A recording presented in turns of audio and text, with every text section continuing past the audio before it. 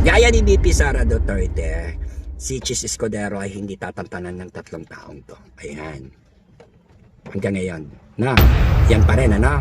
Lumabas din to kay VP Sara Duterte dada. So, ngayon naman kay Chis Escudero. So, ayan. Damay na siya, sangkot na siya sa mga plano at itong tatlong to hindi siya titigilan, hindi siya tatantanan. Ayan. Okay, magandang araw sa inyong lahat. Welcome to my YouTube channel, Trending Pinas TV. Salamat po sa mga bagong nag-subscribe sa channel ko. Hey, Sir Chis Escudero, okay. I respect to you. This is your card. So, tingnan natin ang tatlong card ni... ano bang tawag natin kay... Chis Escudero. Kaya halatang hindi ako nanonood ng mga video. ng mga, kasi wala na akong time talaga. Wala akong time. As in, super busy. Kaya hindi ako gaya ng iba na sinasabi nila na nanonood ako or nag-update ako ng mga kinukuha lang sa balita. So, wag nyo yan ugaliin na sila ang pagkuwanan ng mga impormasyon ng mga ayon tayo palagi sa tarot card. Kaya tarot card na mismo maglalabas kung anong mga nangaganap kahit saan man siya naroroon o saan man kayo naroroon. Kapag binasaan kayo ng tarot card ni Madam Bertudes ay malalaman at malalaman kapag kung sino man ang tinatarget ng tarot card ay lalabas at lalabas. Kaya kapulutan nyo ng aral at gawing gabay lamang ang ating pagtatarot card, ha? Sa mga naniniwala at nagtitiwala sa akin, maraming salamat. Paulit-ulit po ako sa inyo, kaya subscribe pa more at syempre share and like my videos. Okay, tingnan natin ang ibabaw na tatlong card kay Chis Escudero. Okay, tingnan natin.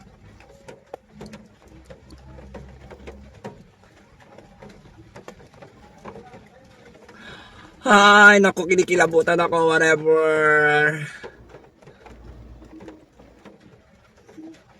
Ang nangingibabaw na enerhiya ng pangkalawakan sa ating kaalaman kay Senator Chis Escudero, Senator Escudero, whatever, kay Chis Escudero ay very stressed kasi merong 7 uri o 7 elemento or tao or mortal or nakalaban niya sa mga Senado or admin ang nagbibigay stress sa kanya, kaya super stress si Chis Escudero sa kanyang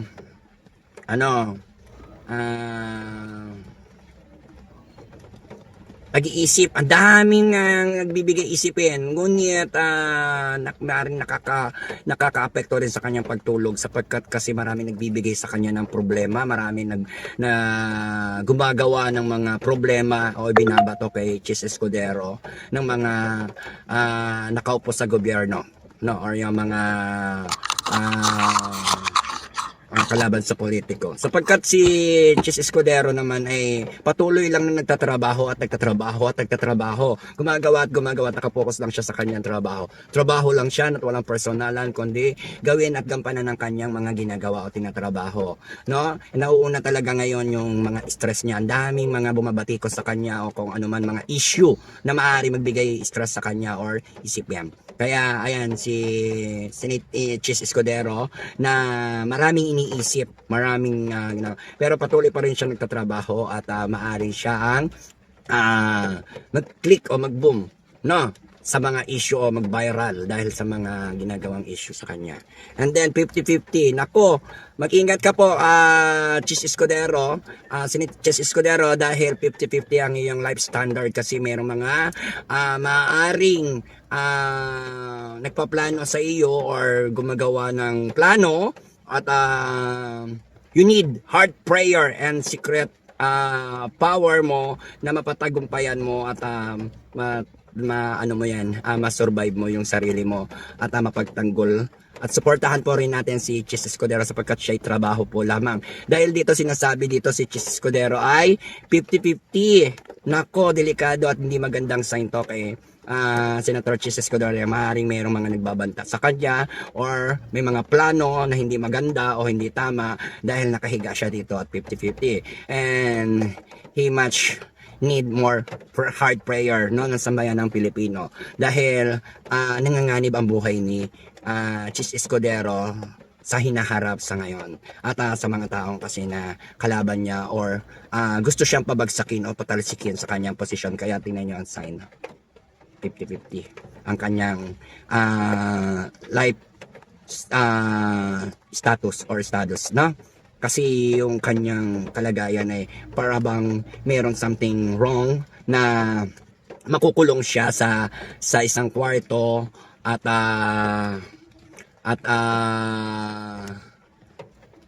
mananalangin siya ng matindi sa Diyos para sa kanyang kaligtasan at nawa din panalangin din natin siya sapagkat hindi maganda at tama yung kanyang magiging kalagayan kung sakasakali huwag naman dapat mangyari to dahil merong 3 tao na pinoproblema niya at matindi pa rin ang galit sa kanya, no? 3 tao yan, ngunit yung isa nakakasama niya pero it's okay naman pero dating niyang kalaban o kaaway naging kaibigan na niya, pero dito kasi sinasabi may nagbibigay sa kanya na matinding pananakot, plano or hindi magandang plano or banta sa kanyang buhay. Kaya mag-ingat,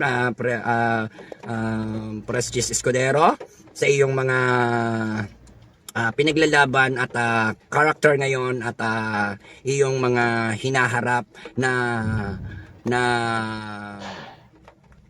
hindi mo problema, naging problema mo na rin dahil dulot sa kanila or galing sa iyong mga kalaban. Maraming naiinggit sa iyo at naiinis na asar kaya gusto kanilang try do rin at pabagsakin. Kaya mag-ingat ka, Chis Escudero, dahil hindi biro ang inyong mga labanan. Ubusan kayo ng lakas, talino at kagalingan dahil kayo ay maaaring masangkot o isangkot sa anumang mga sitwasyon patungo pa rin sa papapatalsik sa iyo or pagtatanggal sa iyo or paghihiganti ng mga kalaban mo. Kaya maraming salamat sa mga nakaintindi ng aking tarot reading, ha. Maraming salamat. Kaya wag syunga ha. Kaya ang hirap magsalita dire-diretso. Okay, maraming salamat sa inyo and happy lang, good vibes, sampa rocket, swerte always panalo. Base lang tayo sa tarot card kasi lumalabas talaga dito sa tarot card, ano? It's very compressed problem, effect by stress, ayan, or isipin, may mga rami nagbibigay isipin kay Diyos. Kasi meron pala ditong naiinggit sa kanyang trabaho at posisyon, kaya merong magkakaroon ng mga demolition job, ayan, demolition job, or gusto siya patalsikin o trabahuin at paalisin siya. Alright, and then dito, ito yung nakakatakot kasi yung sa buhay niya, 50-50. Alright, thank you very much and so much and more subscribe, more viewers and more like and share. Thank you very much po sa lahat ng mga nakapanood ng aking video. Huwag niyo po akong i-bash dahil pinapakita ko sa inyo kung ano ang sinasabi ng tarot card. Kaya base tayo sa lumalabas na tarot card sapagkat ang sinasabi ng tarot card ay maaaring mag-aura, maaaring totoo, maaaring hindi, pero kapag iyan ay nagkatotoo, sabihin niyo na natotoo rin ako. Alright? O yan. Hindi ko kayo pinipili na maniwala, ha? Bahala kayo sa buhay nyo. Basta sa akin lang, ay akin lang. Ang sa inyo ay inyo lang. Bahala kayo sa buhay nyo. It's not my problem anymore. Kaya sa lahat ng gusto nyo na malaman ang inyong sagot sa katanungan nyo ng mga gumabagabag at gumugulo sa inyong isipan, magpa-tarot card na kayo. One-on-one tayo. Video call. Okay? Alright? There we go. Next card. Tingnan natin ngayon yung 7 card ni Chis Escudero. Senator ba pa rin? No. Kasi sa totoo lang, kasi hindi talaga ako pala noon, kaya yung minsan hindi ko sila sa pangalan na lang. Ganun. No, pangalan na Chis Escudero. Oh, yun. Alright. Happy lang, good vibes lang, parakit, swerte always panalo at maakit natin ang katotohanan sagot ng tarot card. Alright.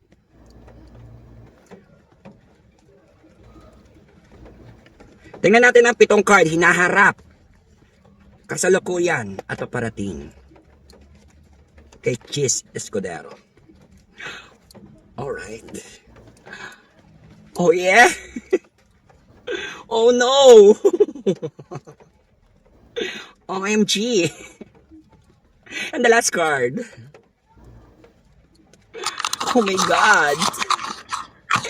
And, oh lala! Ayan, kasi masyado kayo seryoso, kaya gusto ko kayo patawanin lang, ha? Alam niyo lahat ng mga binabasa kong tarot card sa kanila, ang ina kay BP Sara Duterte. Grabe ang mga kilabot ko, grabe ang mga nararamdaman ko, grabe ang mga laman ng tarot card. May katotohanan! Di ba? Yeah. Katawa ko lang po yan, ha? Kasi medyo kinikilabutan ako, nag-iisa lang ako dito, eh. No?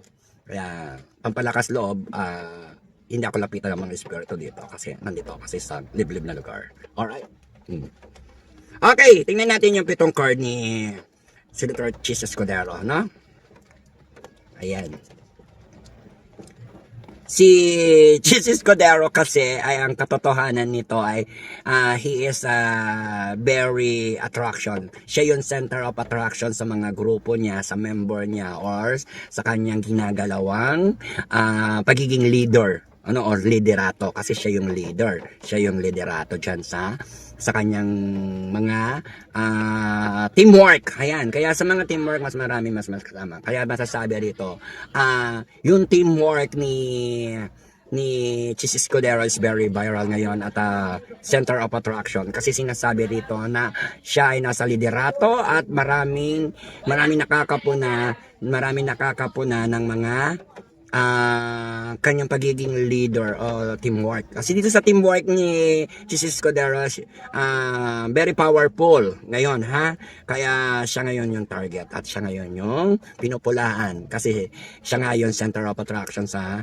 teamwork ngayon na kanyang ginagalawang grupo or teamwork. Alright?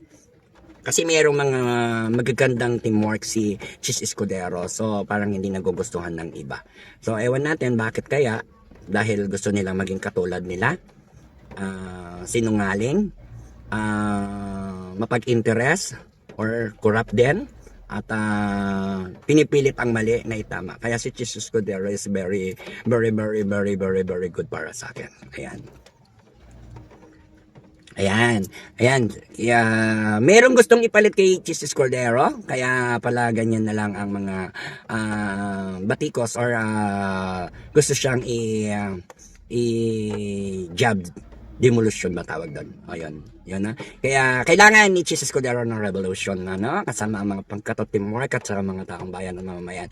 At saka kasi naiinggit at naiinis at super powerful si Chis Escudero sa kanyang status o sa buhay niya na nasa posisyon siya sa ginagalawan niyang pagtatrabaho at paglilingkod sa taong bayan at mamamayang Pilipino at sa ating bansa para maging isa siya sa mga pinakamabuting tumutulong sa ating o naglilingkod sa ating bayan, sa ating mamamayang at sa bansang Pilipinas o sa gobyerno.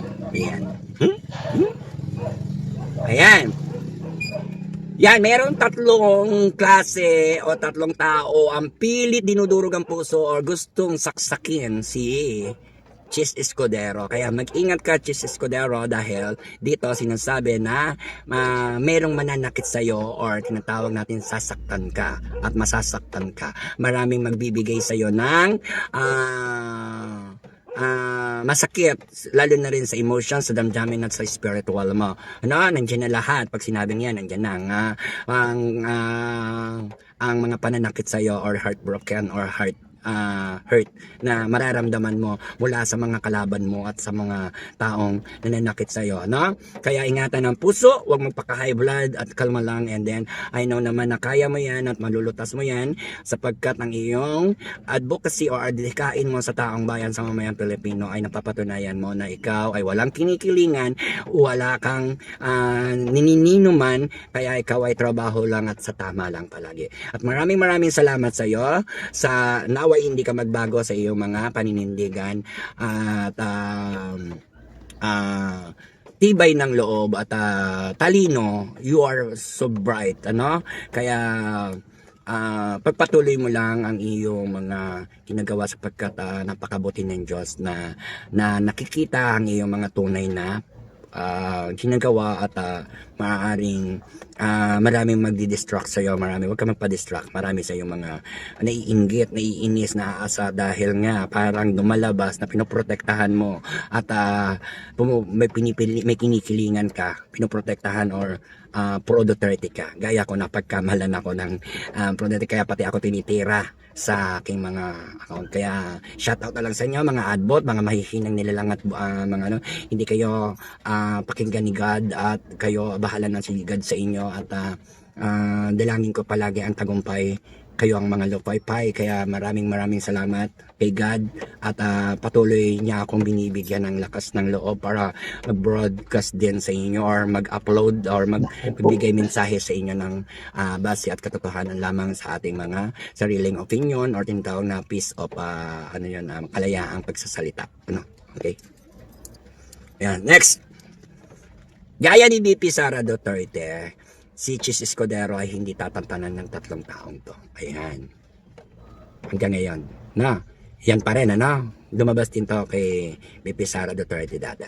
So, ngayon naman kay Chis Escudero.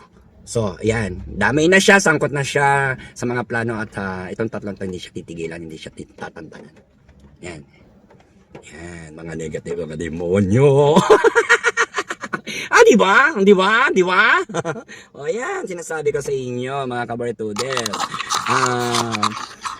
Hindi natin hayaan ang mga negatibo at kasasamang tao na manaig sa ating panalangin. Kaya manalangin tayo ng taimtim at walang pag-aalinlangan. Ang lagi niyong sasabihin, tuturuan ko kayo ng totoong panalangin at magandang panalangin at malakas na panalangin. Huwag kayo gagamit ng salitang sana.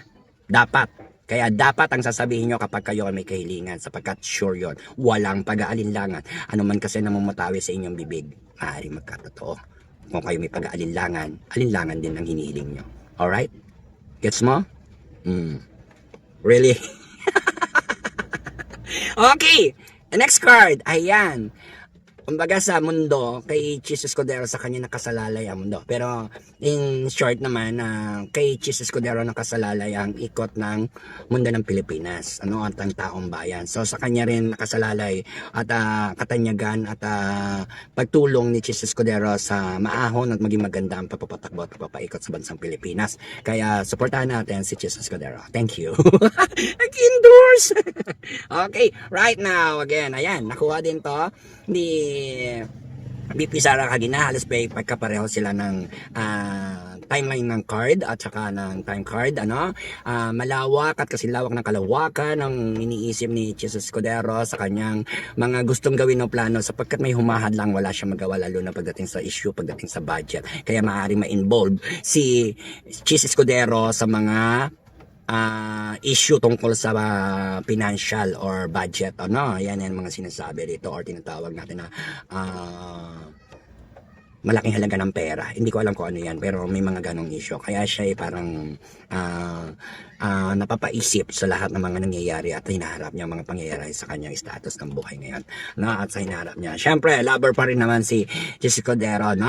Siya ay mapagmahal na tao at mangingibabaw yung kanyang kabutihan at pagmamahal sa taong bayan, sa mamayang Pilipino at sa lahat ng taong mga nagmusuporta at nagmamahal sa kanya. Na alam ng lahat na alam niya na na-appreciate ng mga tao ang kanyang ginagawa at kaya minahal siya ng tao dahil sa pagmamahal din na niya sa trabaho niya.